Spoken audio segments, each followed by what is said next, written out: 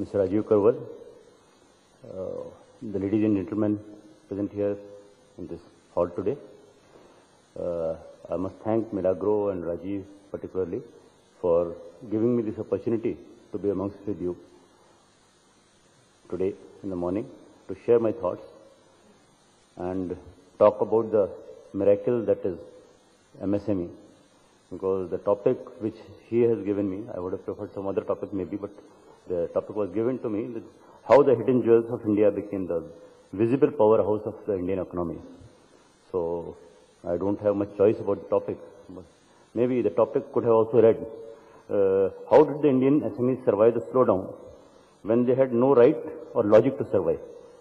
Because the things are rather tough, and it is a really a miracle that in spite of all these odds, against all these odds, the Indian MSMEs are surviving, somehow managing to survive, and still registering a growth rate which is better than the overall industrial growth rate. It is this sector which pulls up the overall industrial growth rate also. So, even in normal times, MSCs, micro, small and medium enterprises, particularly the smaller ones, micro and small enterprises, they have to undergo a lot of troubles, very, very tough times.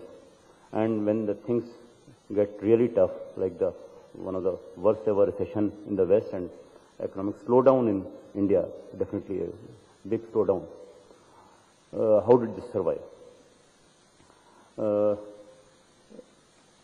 Before going to that, let me just talk about the constraints which are faced by MSME.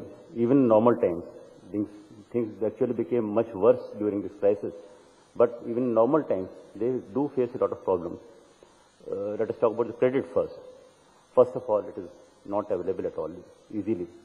It is a very small percentage of MSMEs have access to institutional credit, rather bank credit or any kind of state finance corporation or somewhere else. Most of the micro and small enterprises, they have been started with personal savings and collection from friends and relatives by selling wise jewelry or at least mortgaging it, borrowing from others, your close social network, whether it is even Infosys, I'm told, it was started by borrowing wife jewelry and wife savings. So there are so many stories, they abound, that all big, even the big units which are there today, they were started in a very, very small manner, and they grew up from there. So credit, firstly, it is not available. Even when it is available, the terms are much more strict for micro MSMEs than it is for large enterprises. When the large enterprises, they take loan, they talk about LIBOR plus, maybe 7%, 8%. They have deep pockets to begin with, and then they have huge capacity to raise resources, be it in the form of equity, be it from the banks. But for the micro and small enterprises, basically it is personal savings.